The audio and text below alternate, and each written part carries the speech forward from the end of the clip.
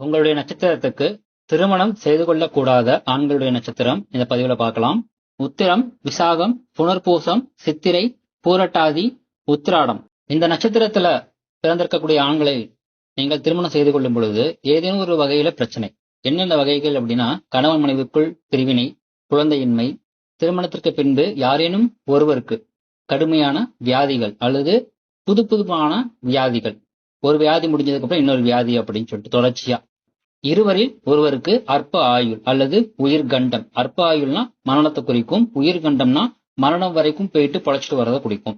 So இது மாதிரியான பிரச்சனைகளை பாத்தீங்கன்னா தம்பதியினர்கள் மிக அதிக அளவில் சந்திக்கிறாங்க.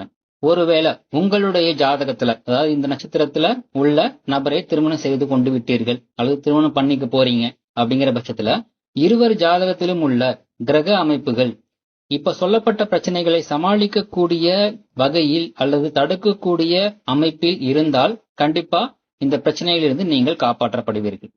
அப்படி இல்லாத பட்சத்துல முடிந்தவரை இந்த நட்சத்திரங்களை திருமணத்தில் சேர்ப்பதை தவிர்ப்பது நல்லது.